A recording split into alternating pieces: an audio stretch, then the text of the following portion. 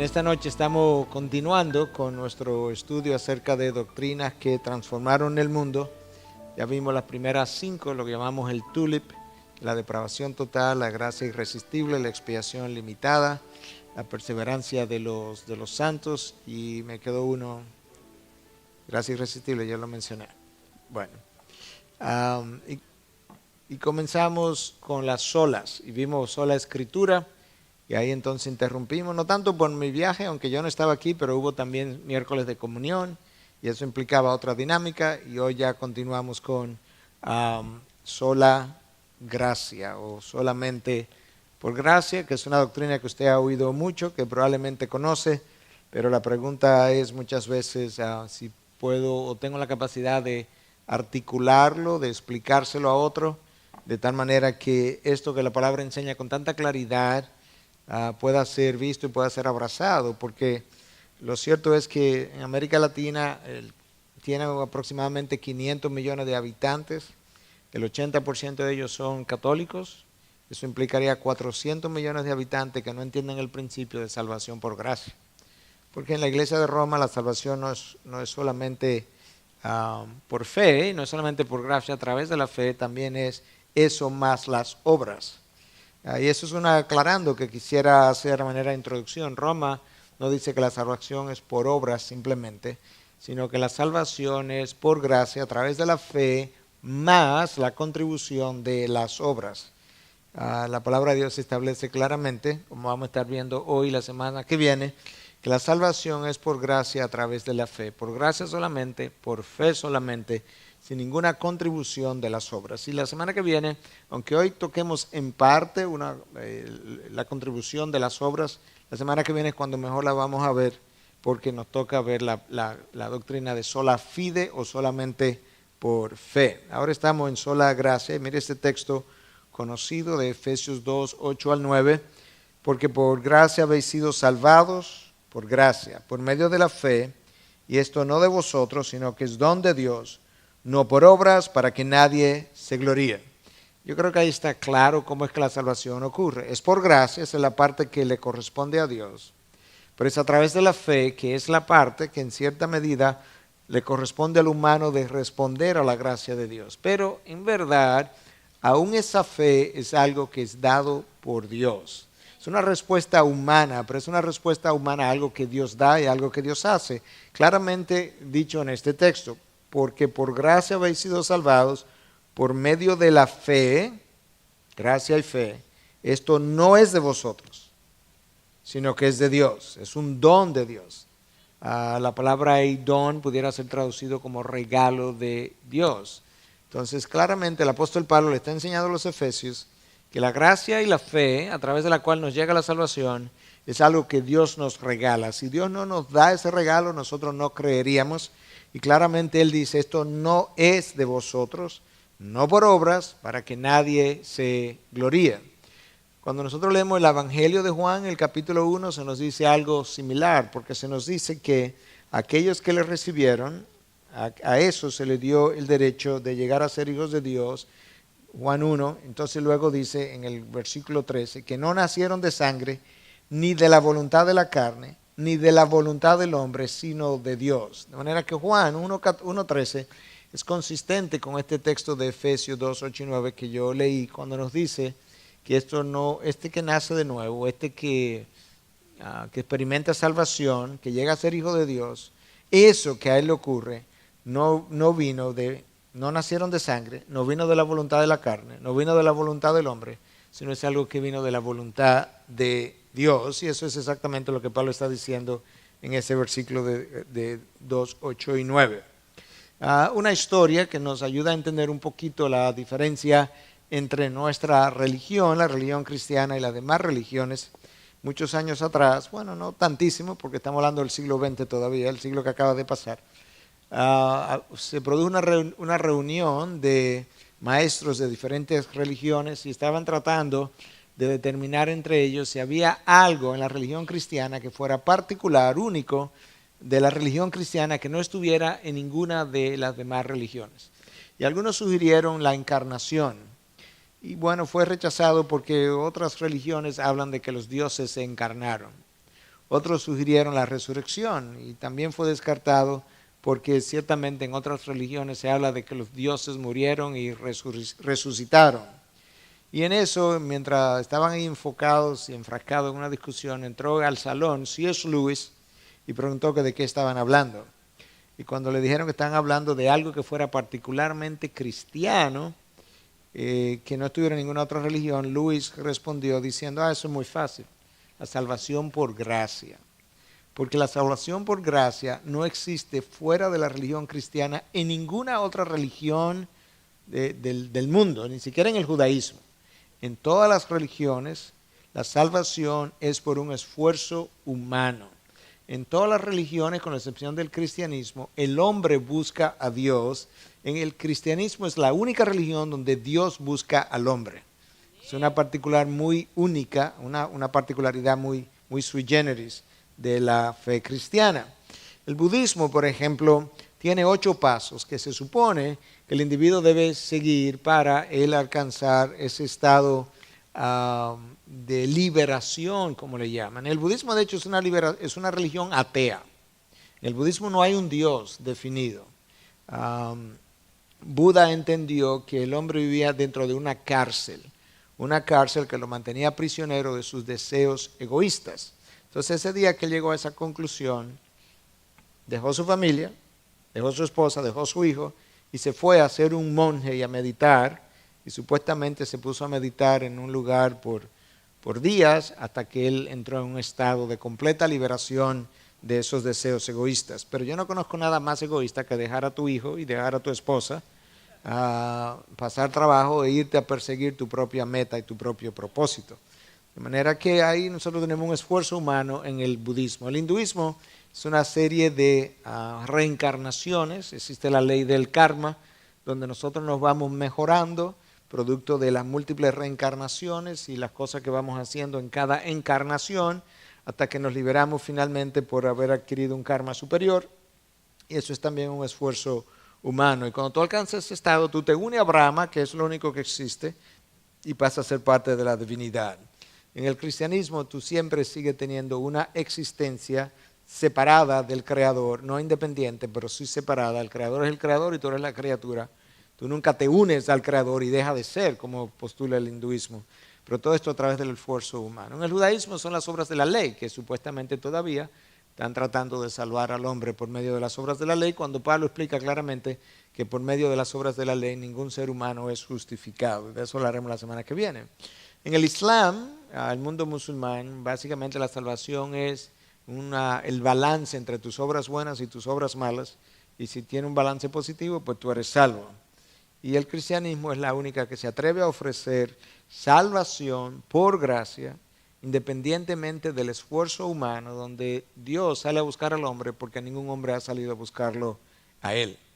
Entonces, la pregunta que pudiéramos comenzar a hacernos como parte de esta introducción al tema es por qué la salvación tiene que ser por gracia. Ya se nos dijo que era por gracia, en Efesios 2, 8, 9. Por gracia habéis sido salvados a través de la fe. Ya se nos dijo que es por gracia. Pudiéramos preguntarnos por qué tiene que ser por gracia. Y vamos a explorar la palabra una vez más para ver ese por qué. Comenzando en el mismo capítulo 2 de Efesios, versículos 4 y 5. Y Él os dio vida a vosotros, que estabais muertos en vuestros delitos y pecados, en los cuales anduvisteis en otro tiempo, según la corriente de este mundo, conforme al príncipe de la potestad del aire, el espíritu que ahora opera en los hijos de desobediencia, entre los cuales también todos nosotros en otro tiempo vivíamos en las pasiones de nuestra carne, satisfaciendo los deseos de la carne y de la mente, y éramos por naturaleza hijos de ira, lo mismo que los demás. Pero, ahí está un pero, y los peros son importantes, Dios, que es rico en misericordia por causa del gran amor con que nos amó, aun cuando estábamos muertos en nuestros delitos, nos dio vida juntamente con Cristo. Por gracia habéis sido salvados. Ahí claramente el apóstol Pablo revela nuestra condición. Lo primero que nos dice es que estábamos muertos en delitos y pecados. Yo no puedo hacer ningún esfuerzo si yo estoy muerto. El esfuerzo del muerto es permanecer muerto. Y así era que yo estaba, desde el punto de vista espiritual. En segundo lugar, en mi vida de mortandad espiritual en la que yo andaba, cómo andaba. Bueno, el apóstol Pablo dice, según la corriente de este mundo, eso suena mundanal, por así decirlo, pero no suena tan severo como la próxima frase nos insinúa, conforme al príncipe de la potestad del aire, que no es otro que Satanás. Yo vivía, tú vivías conforme a la voluntad de Satanás.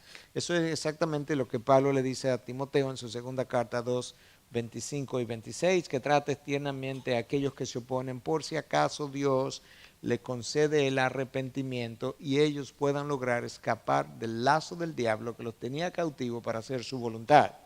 Entonces ahí yo tengo la congruencia de los pasajes. Aquí se me dice que yo andaba conforme al príncipe de la potestad del aire, y Pablo le escribe a Timoteo y me dice que mi voluntad estaba cautiva para hacer la voluntad del diablo, entre los cuales también estaban todos nosotros en otro tiempo. Estábamos así, vivíamos en las pasiones de nuestra carne, satisfaciendo los deseos de la carne y de la mente. Y éramos por naturaleza hijos de ira. El hijo de ira es un hijo que merece la justicia de Dios. Y nosotros pasamos de ser hijos de ira a ser hijos de Dios, hijos de misericordia, justamente porque ya Dios pagó por nosotros en la cruz a través de su Hijo. Y al final vuelve y nos enfatiza, aun cuando estábamos muertos en nuestros delitos, nos dio vida juntamente con Cristo, por gracia habéis sido salvados. Entonces, la salvación es por gracia porque nuestra condición anterior requería un esfuerzo de gracia de parte de Dios, o una intervención, es la palabra, de gracia de parte de Dios, porque nuestra condición no era meritoria de ningún favor, de ninguna salvación, de ningún rescate, y ahí comenzamos a entender por qué la salvación es por gracia. Pero luego hay textos de la palabra que nos ayudan a entender un poco más incluso el estado anterior en el que yo vivía, y ahí tú tienes a Isaías 64:6, donde nos dice, todos nosotros somos como el inmundo y como trapo de inmundicia todas nuestras obras justas. Ciertamente ese texto necesita un poco de aclaración, porque parecería, si no lo entiendo bien, que el texto dice que nosotros no podemos hacer buenas obras nunca porque mis mejores obras son trapos de inmundicia. En realidad eso no es exactamente el contexto del texto. El texto se refiere a un momento dado de la vida del pueblo de Israel, donde las mejores obras, sus obras de justicia, como eran los sacrificios a Dios, el ir al templo, estaban todo completamente corrompido, estaban incluso ofreciendo niños a los dioses paganos, estaban adorando al Dios pagano y estaban adorando a veces al Dios verdadero, pero a través de rituales paganos. Y entonces Dios le está diciendo, tu mejores obras, que es el sacrificio que me ofrece, el ir al templo, el venir a orarme cuando están siendo infieles con la mujer de tu juventud, todo eso que Dios denunció a través de diferentes profetas. Esas mejores obras que tú haces están todas teñidas de pecado. Pero sí nos advierte a nosotros que muchas veces somos capaces de venir a la iglesia, de adorar en domingo, de levantar los brazos, que serían de nuestras mejores obras, de yo predicar un sermón, y estar haciéndolo teñido de pecado todo el tiempo, cuando estas son mis mejores obras. Entonces no tenemos un buen récord realmente en cuanto a nuestras obras de justicia, pero hay buenas obras que Dios preparó de antemano para que anduviésemos en ellas, y la palabra nos llama a hacer nuestras buenas obras delante de los gentiles, para que en el día de la visitación ellos puedan glorificar a nuestro Dios. Entonces hay buenas obras que Dios considera buenas, que Dios ha predeterminado, que si yo las hago, Él las considera como justas y buenas en Cristo, obviamente, en quien encontramos perdón, pero sí nos deja ver la condición del pueblo de Israel en un momento dado y de lo que nosotros todos somos capaces de hacer con nuestras mejores obras. Isaías 6:5 es un buen ejemplo realmente del profeta Isaías en aquel encuentro que tiene con Dios, ¿verdad? Y aquella visión que él tiene del trono de Dios, del trono de gloria, y donde él dice, ay de mí que estoy muerto, pues soy un hombre de labios impuros y habito en medio de un pueblo de labios inmundos o impuros, porque han visto mis ojos al Rey Señor de los ejércitos. Entonces sí, el profeta mesiánico de una mayor rectitud en todo Israel se considera un hombre de labios inmundos, de labios impuros. Entonces eso nos da a nosotros una idea de que realmente nuestra condición tendría que ser, es una que de donde tendríamos que ser rescatados por medio de la gracia, porque en nosotros, si Dios nos evalúa, no encuentra nada bueno para otorgarnos gracia, para considerarnos meritorios de la gracia de Dios o de la salvación de Dios. Y ahí están las respuestas, entre otras, de por qué tiene que ser por gracia. Todavía más, Romanos 3 nos deja ver otro cuadro de esa condición del hombre que nos afirma que si la gracia de Dios no interviene, ninguno de nosotros estaría recibiendo salvación. Este es un texto que lo vimos bajo otra lección, pero es bueno reafirmarlo. Y estoy leyendo los versículos 10 al 12 y el 18 juntos. Como está escrito, no hay justo, ni aun uno, no hay quien entienda, no hay quien busque a Dios. Todos se han desviado, a una se hicieron inútiles. No hay quien haga lo bueno, no hay ni siquiera uno. Y el versículo 18, no hay temor de Dios delante de sus ojos, o de sus ojos. El apóstol Pablo lo único que está haciendo es citando al profeta Isaías. Esto es un texto de Isaías, donde literalmente Isaías dice estas cosas acerca del hombre, cómo nos hemos desviado, cómo nos hemos vuelto inútiles. Y entonces Pablo nos está recordando eso de que así somos nosotros. De manera que en la ausencia de la gracia de Dios, nosotros permaneceríamos inútiles, permaneceríamos alejados de Dios, sin participación en sus promesas, como Pablo nos dice en otro texto de una de sus epístolas, fuera del pueblo de Dios y sin condición meritoria para Dios darnos salvación. En primer lugar, porque no estábamos buscando de Dios. Entonces, ¿para qué darte salvación si tú no la estás buscando? Número 2, porque no hay nadie justo, ni siquiera uno para dártelo. Número 3, porque nos desviamos tanto que fuimos considerados worthless, como dicen en inglés, o inútiles. No hay nadie quien haga lo bueno, no hay ni siquiera uno. Esa fue la lucha de Abraham con Dios cuando Dios le dice que va a quemar, a juzgar a Sodoma y Gomorra. Y ahí donde Abraham comienza a pensar, pero un momento, Dios, ¿y si yo encuentro 50 hombres justos? ¿Tú vas a juzgar a los justos al igual que a los pecadores? Abraham como que perdió la razón en ese momento, porque Dios en su justicia, misericordia y amor jamás podría juzgar a los justos al igual que a los pecadores. Y Dios le dice, si tú encuentras 50, pues no traigo el juicio. 45, 40, usted conoce la historia. 30, 10. Abraham comenzó, como que una luz comenzó a prenderse, a decir, lo estoy contando, pero no encuentro, no me dan, las matemáticas no me dan. Y realmente no había uno solo justo. Y los que Dios salva, los salva de Sodoma y Gomorra, Lot y su familia, por gracia, por ser descendiente de Abraham y continuar la raza. Pero ahí nosotros seguimos viendo, ciertamente es por la gracia de Dios. Pero yo creo que la mejor evidencia de que la salvación es por gracia y la perseverancia es por gracia, somos nosotros mismos. Y si usted no se ha visto así, usted no se ha visto. Si usted no se ha visto de esa manera, usted no se ha visto. Porque todos los días su vida testifica de que realmente es por gracia. Porque hay suficiente maldad en nosotros para perdernos otra vez. Ya estábamos perdidos. Nos salvaron y hay suficiente maldad para perdernos otra vez. Y después de que nos salven por segunda vez, de perdernos una tercera y una cuarta y una quinta vez. Y cuando nosotros no nos hemos visto de esa manera, no nos hemos visto. Esa es la realidad. Tenemos una idea sobreagrandada de nosotros mismos. Una vez más, lo he dicho muchas veces, somos peores de lo que pensamos, nos creemos mejores de lo que somos. La salvación de Dios, claramente, es porque Él es rico en misericordia, por el gran amor que nos tuvo y por su gracia. Y esas tres cosas están en el texto de Efesios que habíamos visto. Por el gran amor, bueno, lo vamos a ver otra vez, entonces vamos a continuar. Pero en esencia esas son las razones de nuestra salvación. Pero Dios, que es rico en misericordia, por el gran amor con que nos amó, y por gracia soy salvo. Para diferenciar un poquito el concepto de gracia, de amor, de misericordia, lo hemos hecho otras veces, pero está en el texto, queremos explicarlo para aquellos que quizás no han estado.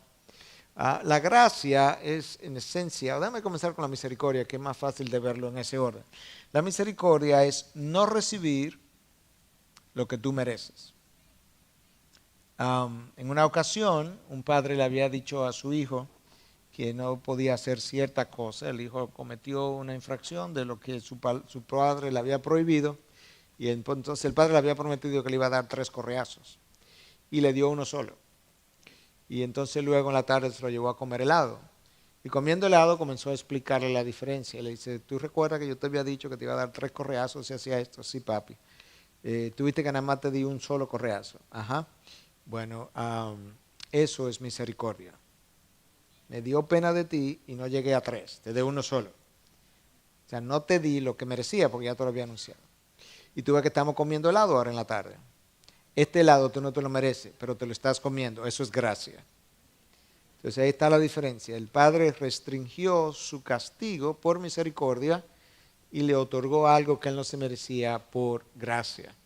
Desde el punto de vista práctico, nosotros hemos recibido gracia y misericordia. Dios nos ha perdonado nuestra condición de pecador y a la vez nos va a dar la gloria como parte de su gracia. Los ángeles no caídos nunca han experimentado la misericordia de Dios porque no han pecado. Los ángeles han experimentado la gracia de Dios. Ellos son ángeles y están donde están porque Dios los preparó y los eligió. Pero hasta que ellos no pequen, donde Dios tenga que disminuir el castigo que iba a caer sobre ellos, ellos no han experimentado la misericordia de Dios. Nosotros hemos experimentado ambas cosas. Y el amor de Dios, como usted conoce, el amor ágape, es un amor incondicional, lo que implica varias cosas. Número 1, no ha habido ninguna condición en ningún ser humano capaz de enamorar a Dios. Cuando usted vio a su esposa, la que hoy es esposa, o su novia, si es su novia hoy en día, por primera vez, usted dijo, oh, wow, y pensó que había visto algo extraordinario, aunque fuera físicamente. Dios nunca ha visto a nadie y ha dicho, wow, este individuo es increíble, tengo que darle salvación. No, Dios lo único que ha visto es personas perdidas, inútiles, inservibles, con labios inmundos que hablan de cosas inmundas provenientes de su corazón. Entonces, cuando Dios decide amarnos, no tiene nada que ver con nosotros, absolutamente nada. Y esa es una de las diferencias entre el amor nuestro y el amor de Dios. Y es que el amor nuestro es muy condicional. Usted se aira con su hijo y usted en el momento que está airado, usted no ama a su hijo de la misma manera que cuando el hijo ha sido obediente. Usted puede decirlo, pero no lo está haciendo. Dios, cuando te disciplina, su disciplina es una disciplina amorosa. Te está amando porque Él te ama y sabe que esta disciplina tú la necesitas para tu propio beneficio. Y ese es el amor que describe Pablo en 1 Corintios 13, cuando dice que es paciente, que es bondadoso, que no busca lo suyo, que no se porta indecorosamente, que no lleva un récord de lo hecho contra ellos, de lo mal hecho. Ese es el amor que nosotros tenemos dificultad en cultivar. El amor que Dios tiene por nosotros surge de Él mismo, no surge de mí.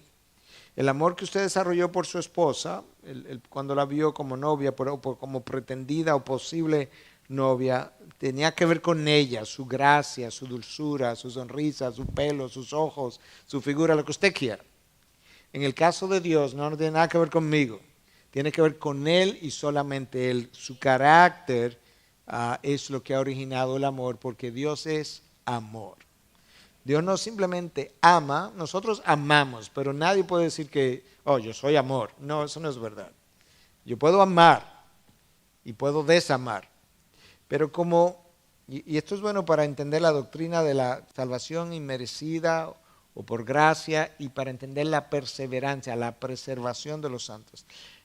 Si Dios me salvó por algo que no tiene que ver conmigo, sino que estaba en su carácter solamente, ¿por qué me voy a perder si cuando me dio la salvación no tenía que ver conmigo? No fue como que tú antes te portaste tan bien que tú me moviste a amarte, a darte salvación, y ahora te estás portando tan mal que ahora tengo que quitarte la salvación. Como cuando tú le permites ver televisión a tu hijo y luego se la quita porque se está portando mal. La salvación que Dios nos dio no tiene nada que ver con eso, sino tú te estabas portando tan mal y tú estabas tan mal que tú ni siquiera estabas buscando de mí, tú eras enemigo mío. Y estando en esa condición, yo te amé. Entonces ahora que tú eres mi hijo, tengo que amarte todavía mucho más, no te voy a amar menos ahora. Si comienzas a desviarte, tengo que hacer algo para traerte a mí porque lo hice cuando tú eras mi enemigo. Y esa es la salvación por gracia de que habla la palabra. La contribución de las obras, de las cuales vamos a hablar más la semana que viene, ninguno. Las obras no contribuyen en nada. Escucha lo que dice Romanos 11, 5 y 6. Y de la misma manera también ha quedado en el tiempo presente un remanente conforme a la elección de la gracia de Dios. Pero si es por gracia, ya no es a base de obras. De otra manera, la gracia ya no es gracia. Y si por obras, ya no es gracia. De otra manera, la obra ya no es obra. En otras palabras, la salvación tiene que ser o por gracia o por obras. Y si es por gracia, ya no puede ser por obras. Porque la obra tuvo un carácter meritorio. Entonces ya no es gracia, es algo que tú me debes. Y si es por obra, ya no puede ser por gracia. Estos dos conceptos son autoexcluyentes. Y eso es algo importante que nosotros necesitamos entender una y otra vez. Eso es lo que la Iglesia de Roma no acaba de entender, porque entiende que tu justificación y santificación se da a través de un proceso donde yo sigo haciendo buenas obras, y esas buenas obras entonces se van contando a mi favor, y entonces llega un momento donde Dios me debe salvación, literalmente. Ellos tienen dos tipos de obras. Obras meritorias, son obras que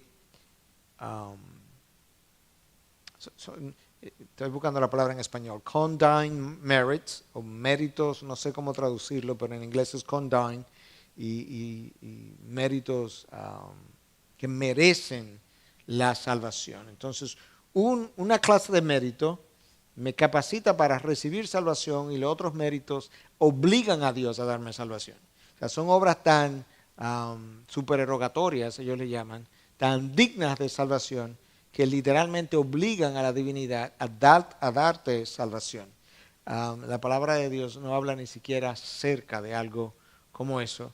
Las obras no tienen ninguna participación en nuestra salvación, pero a nosotros se nos dificulta entender la diferencia entre gracia y obras, y muchas veces nos vamos más por el lado de las obras porque estamos muy acostumbrados a que yo compro las cosas. Yo no voy a la farmacia y me regalan las medicinas. Yo no voy al supermercado y me regalan el arroz. Yo no voy a un trabajo, no hago nada y me regalan el sueldo. O sea, en esta tierra no hay nada que a mí me regalen simplemente por regalármela, sin ninguna otra razón. La gracia, por definición, implica un regalo inmerecido, y las obras es algo que es digno de recompensa. Si usted trabaja para una compañía y la compañía le dice que le va a dar 30,000 pesos mensual, y al final de los 30 días la compañía le da 30,000 pesos, ellos no se lo están dando por gracia. Ellos tienen que darle los 30,000 pesos porque ese fue el acuerdo, y es injusto dártelo, y lo justo sería que te den tus 30,000 pesos. Yo me lo he ganado. Usted ha hecho una obra meritoria de 30,000 pesos. Pero la gracia es que usted le den los 30,000 pesos sin haber hecho nada. Pero estamos acostumbrados a eso. Y esta historia, una historia jocosa, no estoy diciendo que es verídica, pero ilustra de la niña que llevará a la iglesia, y el padre la enseña a ofrendar y demás. Y entonces, bueno, ella ese día era día de comunión, y en los días de comunión, como muchas iglesias evangélicas tradicionales, se recogen dos ofrendas. Y la segunda tiene diferentes motivaciones, dependiendo de la iglesia. Pero pasó la primera ofrenda, ella puso algo en la bolsa de ofrenda, y luego vino la segunda ofrenda. Y la niña tenía 6, 7 años. Entonces pasó la segunda ofrenda, y luego de la segunda ofrenda venía la comunión. Entonces ella fue a tomar la comunión, y el papá le dice, no, tú no puedes tomar la comunión todavía. Y él dice, ¿por qué no? Ya yo pagué. Entonces ella veía esto, ¿verdad? Que ocurría que primero se ofrendaba y después se tomaba la comunión, y ese día ella ofrendó, pagó y fue a tomar la comunión. Ella entendió que ella era meritoria de esta comunión. Así pensamos nosotros, que somos meritorios de la gracia de Dios porque ya hemos hecho algo, ya hemos pagado por algo. De esa gracia de que hemos estado hablando y de esa salvación por gracia, hay varias características que esa gracia tiene. Una de ellas es que esa gracia es soberana. Ya lo vimos en otro texto, pero lo vamos a ver ahora de otro ángulo. Nota cómo esa gracia soberana se manifiesta en este texto de Lucas 4, 24 al 27. Pero en verdad os digo, muchas viudas había en Israel en los días de Elías, cuando el cielo fue cerrado por tres años y 6 meses, y cuando hubo gran hambre sobre toda la tierra. Sin embargo, a ninguna de ellas fue enviado Elías, sino a una mujer viuda de Sarepta en la tierra de Sidón. Y muchos leprosos había allí en Israel en tiempo del profeta Eliseo, pero ninguno de ellos fue limpiado sino Naamán el sirio. Vamos, antes de continuar, vamos a pararnos ahí un momentito para digerir esto bien. En primer lugar, hubo un momento dado en que Israel tenía leprosos y Dios decide que no va a limpiar a ningún leproso judío o israelita, sino que solamente iba a limpiar a Naamán el sirio. Hizo una elección. Y había también en un momento dado en que en Israel había muchas viudas, pero Dios decidió que le iba a dar comida a una viuda de Sarepta, que era un lugar gentil, no judío, donde envió a Elías. Que ahí está la elección. ¿Cuál usted piensa que fue la reacción de aquellos que encontraron la doctrina de la elección, aunque no era directamente salvación, pero la doctrina de la elección, Dios pasando a uno y dándole gracia a otros? Mira la reacción en el mismo texto, los próximos 2 versículos, 28 y 29 de Lucas 4. Y todos en la sinagoga se llenaron de ira cuando oyeron estas cosas, y levantándose le echaron fuera de la ciudad y le llevaron hasta la cumbre del monte sobre el cual estaba edificada su ciudad para despeñarle. ¡Ah! ¿Cómo te atreves a decirnos que Dios puede seleccionar a un sirio por encima de nosotros, a una viuda gentil por encima de nosotros, y provocó esa ira?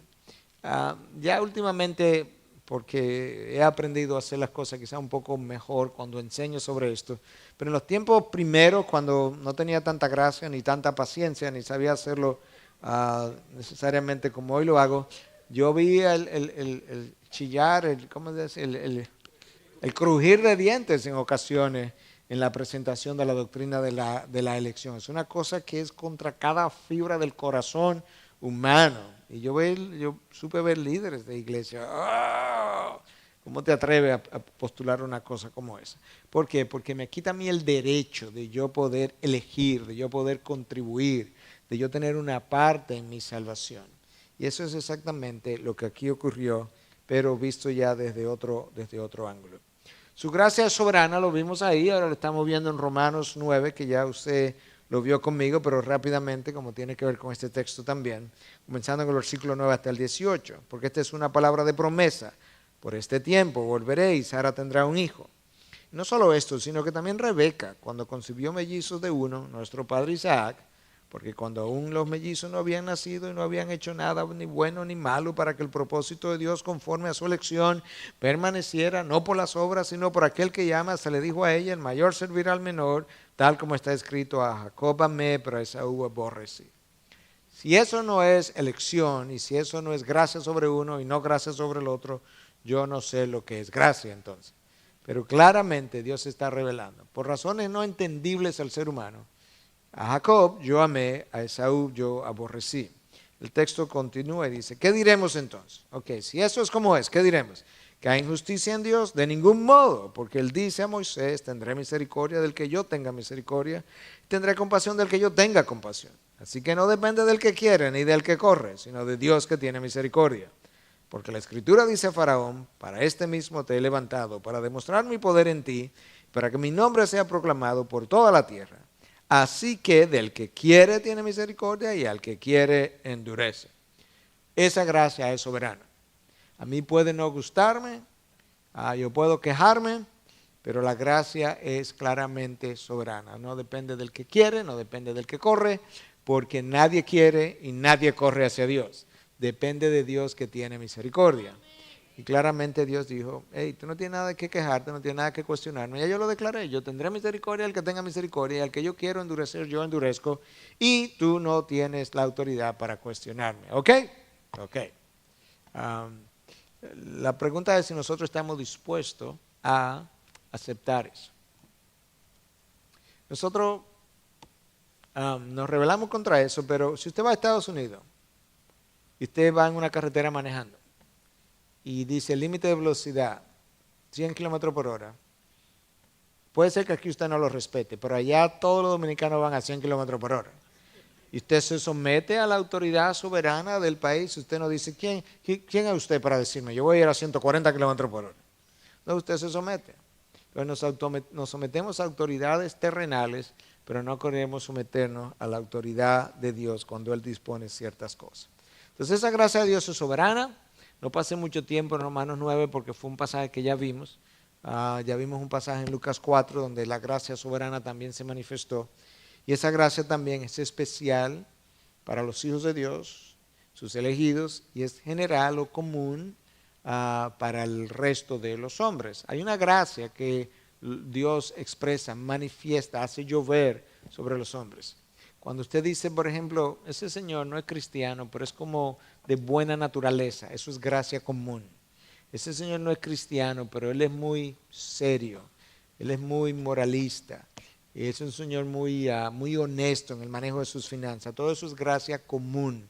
Es una gracia que Dios da a los hombres como parte del carácter de Él que permea el universo. Y nosotros lo vemos de otra manera también. Mira este texto de Mateo 5, 45. Para que seáis hijos de vuestro Padre que está en los cielos, porque Él hace salir su sol sobre malos y buenos y llover sobre justos e injustos. Ahí está la gracia común, la gracia general. Cuando llueve, Dios no hace llover sobre las fincas de los buenos y deja en sequía las fincas de los malos, sino que Él hace llover sobre justos e injustos de manera igualitaria, porque esa es parte de su gracia común. Cristo sigue hablando todavía en el Sermón del Monte de Mateo 6, 26. Mirad las aves que no siembran ni ciegan ni recogen en granero, y sin embargo vuestro Padre Celestial las alimenta. ¿No sois vosotros de mucho más valor que ellas? Esta es parte de su gracia común, que cuida de la creación, mantiene las aves, mantiene los animales, mantiene los tiempos, las lluvias, como una parte de su cuidado general por la creación. Y continúa Mateo 6, 28 al 30. Y por la ropa, ¿por qué os preocupáis? Observad cómo crecen los lirios del campo, no trabajan ni hilan, pero os digo que ni Salomón en toda su gloria se vistió como uno de estos. Y si Dios viste así la hierba del campo, que hoy es y mañana es echada al horno, no hará mucho más por vosotros, hombres de poca fe. Simplemente para mostrar que la gracia general, común de Dios, no solamente se manifiesta en la bondad que vemos muchas veces en otros hombres, en hombres que no son cristianos y que tú no sabes cómo explicar su comportamiento. Es parte de la gracia común, pero se ve también en el cuidado de Dios sobre la creación, cuando Él cuida de esa creación, tanto en el campo de los justos como el campo de los injustos. A través de esa gracia común, esa es la gracia que restringe el pecado en los hombres. Esa gracia común trabaja haciendo uso de mi conciencia. Mi conciencia me produce convicción de pecado, aún el incrédulo. Y esa conciencia que está siendo activada, si pudiéramos decir, impactada por la gracia común de Dios, restringe el pecado de los hombres. Pero cuando Dios abandona a una persona, como abandonó a Faraón, cuando Dios abandona a una generación, cuando Dios abandona a una nación, esa nación entonces pierde la restricción de la gracia común del pecado en nosotros, y esa persona, esa generación, esa nación llega a ser tan mala como pudiera ser. Noten un ejemplo de Génesis 6, 20, cómo Dios a través de su gracia común interviene en la vida de un rey y frena su pecado, lo cual nos muestra cómo esta gracia común funciona. Entonces Dios le dijo en el sueño a Abimelech, que pensaba que la esposa de Abraham era realmente su hermana, como él había dicho. Yo sé que en la integridad de tu corazón has hecho esto, le dice Dios a Abimelech. Y además yo te guardé de pecar contra mí, por eso no te dejé que la tocaras. Yo te guardé. O sea, Dios intervino en su gracia común a través de un sueño, le revela a Abimelech: esta mujer tiene marido, es Abraham, no peques contra ella. Y luego le deja saber a Abimelech quién hizo eso. Le dice: yo te guardé de pecar contra mí. Esa es la gracia común de Dios actuando. Pero igual, para los hijos de Dios, su gracia especial entonces es la que muchas veces nos guarda de pecar, a veces quitándonos la tentación del medio, otras veces dándonos la resistencia o la fuerza para resistir la tentación, pero Él es quien me guarda de pecar. Tuve la gracia común también actuando, haciendo uso de la conciencia en incrédulos en este texto que Pablo usa cuando le escribe a los Romanos, capítulo 2, versículos 14 y 15. Porque cuando los gentiles, que no tienen la ley, cumplen por instinto los dictados de la ley, ellos, no teniendo la ley, son una ley para sí mismos, ya que muestran la obra de la ley escrita en sus corazones, su conciencia dando testimonio y sus pensamientos acusándolos unas veces y otras defendiéndolos. Esa conciencia funciona de esa manera, frenándote, dándote convicción, siempre y cuando la gracia de Dios esté operando. Si Dios te restringe su gracia, la conciencia entonces se desensibiliza, la conciencia es adormecida y nosotros nos vamos por el camino del mundo de mal en peor. Eso es importante que lo veamos, porque cuando Dios habla en su palabra de que Dios endurece el corazón de los hombres, es a eso que nos estamos refiriendo. Dios no induce a ningún ser humano a pecar, pero Dios sí restringe su gracia, o mejor dicho, deja su gracia sin operar. La gracia que restringe el pecado. Y como la gracia no está operando para restricción de pecado, el hombre entonces continúa en su pecado y va de mal en peor hasta volverse quizás uno de los hombres más pecaminosos. Y tú ves eso en la vida de Abimelech, como Dios dice, yo te evité, te guardé de pecar contra mí. Entonces ahora usted entiende mejor el rol de la gracia. Esa gracia de que estamos hablando, esa gracia de Dios a través de la cual recibimos salvación, es una gracia que Dios ha calificado también de suficiente. En 2 Corintios 12:9, y Él me ha dicho, te basta mi gracia, pues mi poder se perfecciona en la debilidad. Por tanto, muy gustosamente me gloriaré más bien en mis debilidades para que el poder de Cristo more en mí. En ese contexto, la gracia era suficiente para sostener a Pablo en medio del sufrimiento. Pero de manera también aplicativa podemos decir, su gracia es suficiente para salvar al hombre. Es esa gracia suficiente que cuando es aplicada al hombre se convierte en gracia irresistible, que es la gracia que atrae al hombre a la salvación y que el hombre no se puede resistir porque Dios lo hace de una manera tal que cambia su disposición interior al nacer de nuevo y él ahora tiene el deseo de ir a Dios, de oír a Dios, de obedecer su palabra, y se vuelve entonces la gracia irresistible de la que hablamos.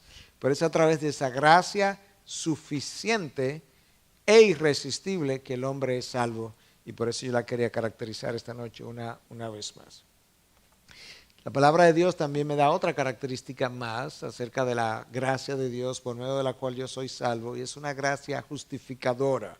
Mira lo que dice Tito 3:7, para que justificados por su gracia fuésemos hechos herederos según la esperanza de la vida eterna. La justificación es esa declaración que Dios hace cuando yo vengo a sus pies, me arrepiento de mis pecados, Él me perdona, yo entrego mi vida, en ese momento Él me declara justo, sin serlo. Me declara justo porque yo he puesto la confianza en la persona de Jesús, pero no lo soy.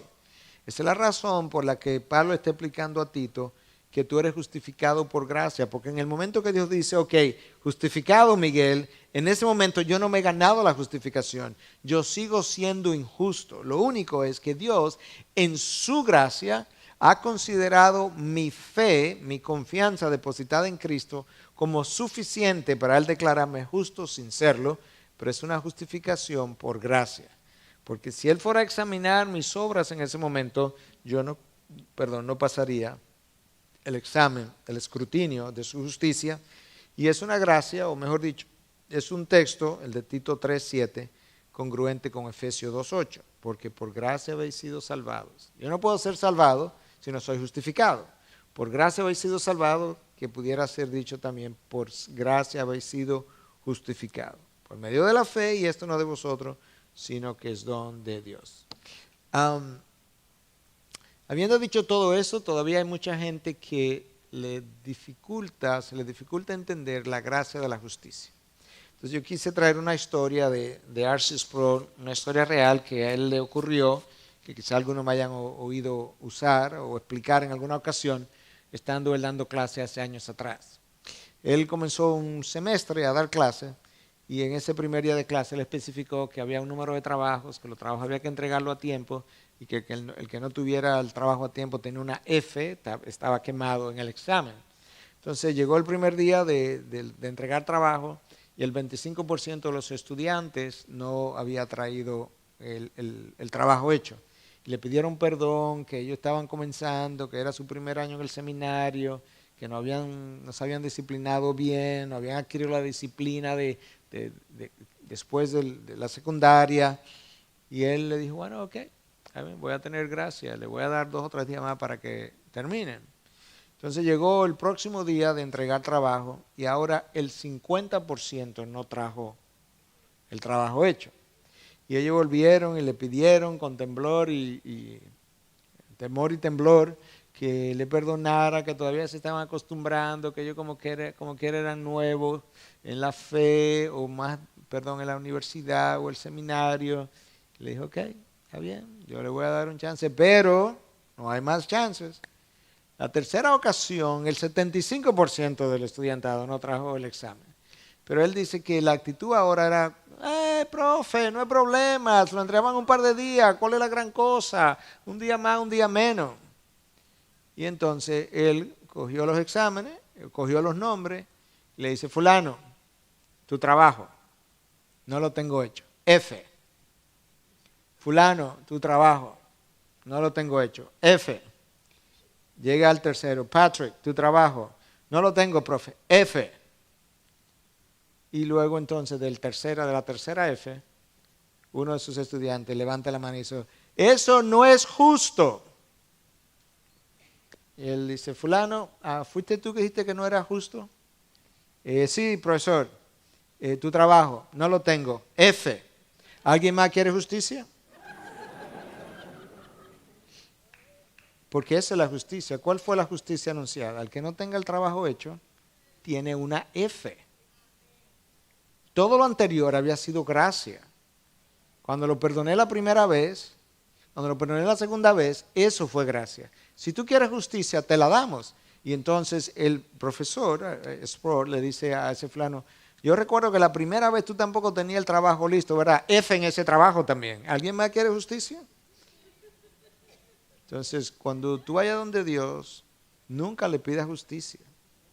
Cuando tú ores a Dios, no le digas, Señor, sé justo conmigo.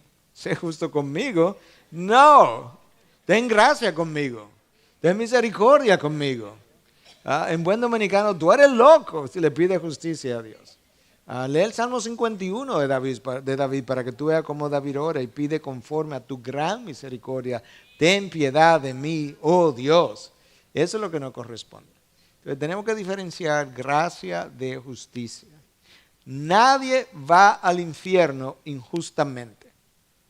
La gente va a la gloria por gracia, pero el que va al infierno justamente. Porque nadie ha ido al infierno y antes de entrar dice, no sé por qué estoy aquí, porque yo soy inocente.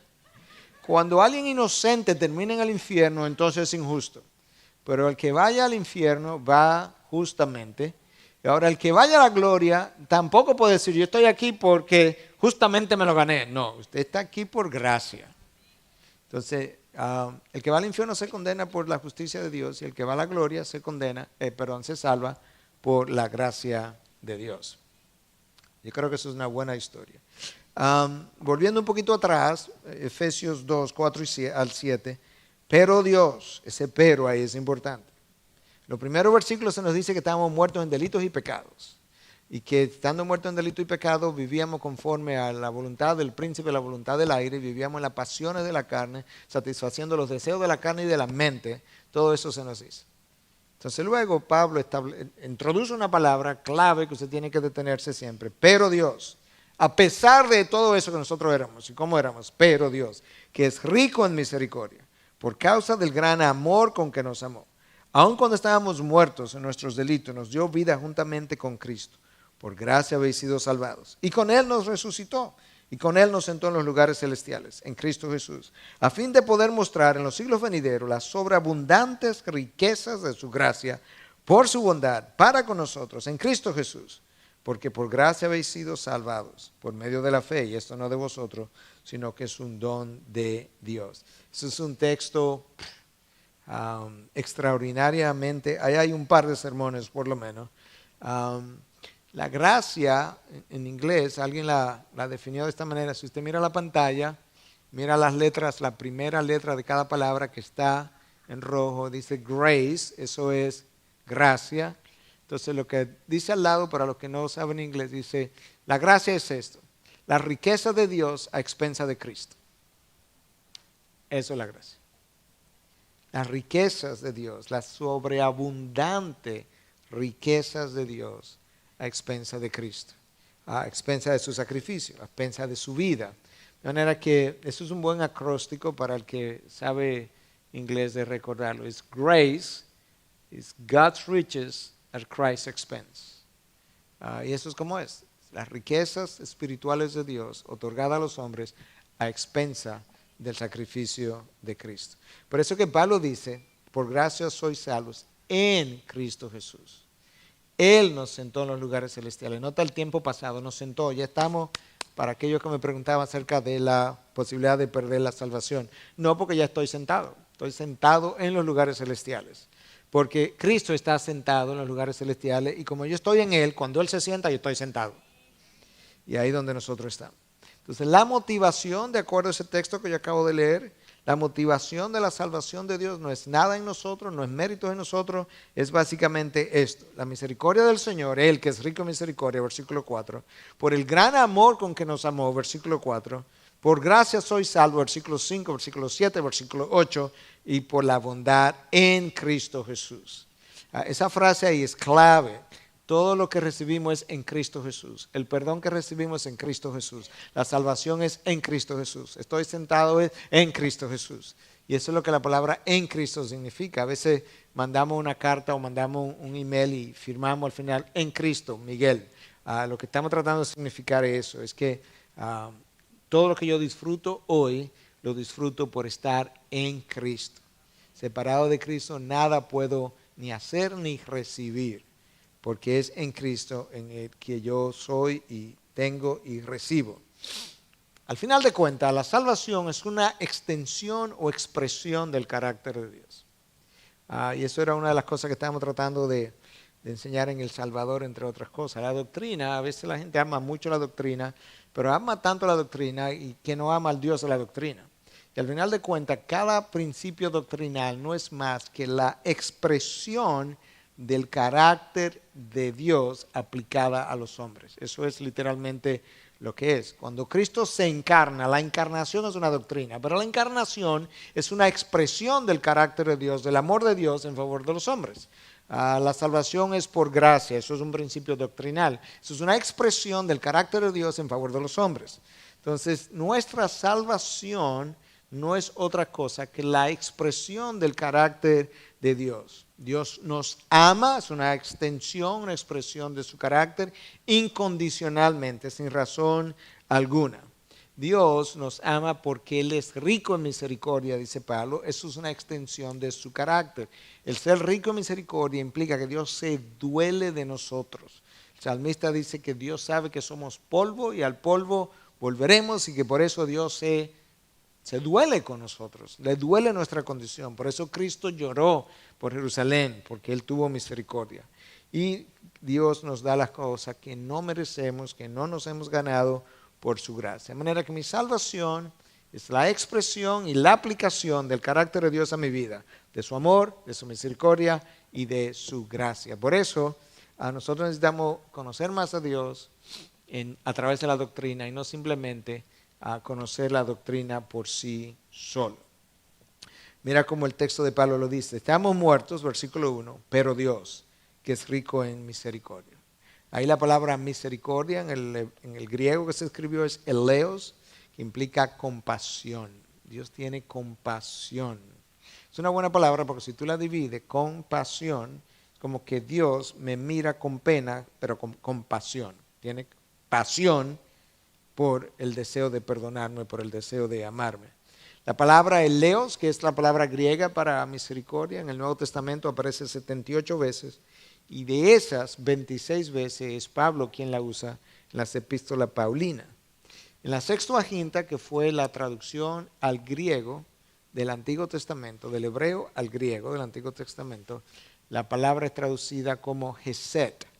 De hecho, Eric Rivière tiene una hija que se llama Geset, un hijo, perdón. La fidelidad de Dios, Geset implica esto, la fidelidad de Dios a su pacto hacia personas inmerecidas. En inglés es lo que le llaman the covenantal love o the covenantal faithfulness. La fidelidad de Dios a su pacto, a su convenio, a su pacto. El amor de Dios por los hombres debido al pacto que Él ha hecho con los hombres. Eso es lo que la palabra Geset en el griego significa, traduciendo lo que la Sextuaginta tiene como misericordia. Contrasta, para ya cerrar, el carácter de los hombres, su caminar con el carácter de Dios. Estábamos muertos en delitos y pecados. Versículo 1. Anduvisteis conforme al príncipe de la potestad del aire, hijo de desobediencia. Versículo 2. En las pasiones de nuestra carne, satisfaciendo los deseos de la carne y de la mente, hijos de ira. Versus las sobreabundantes riquezas de su gracia por su bondad. Que Pablo habla en el versículo 7 de Efesios 2.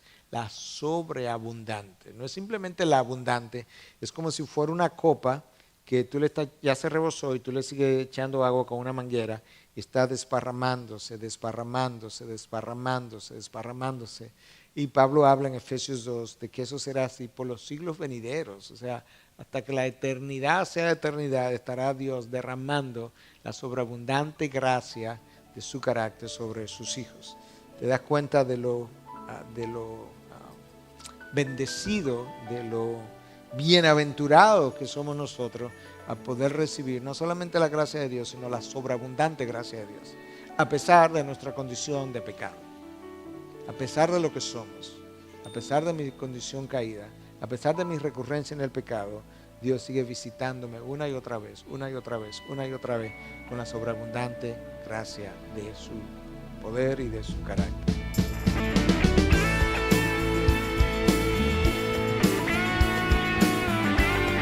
Esta es una producción que llega hasta ustedes gracias a los aportes de individuos y empresas comprometidos con la defensa de la fe. Para más información, preguntas y comentarios, visite nuestra página de internet www.integridadisabiduría.org. En esta página encontrará información sobre la producción de este y otros recursos que ponemos a su disposición, como también las formas en las que usted puede contribuir con la producción de programas como estos. Les invitamos nuevamente a visitar nuestra página de internet www.integridadisabiduría.org. Será hasta la próxima, cuando nos reencontremos en su palabra.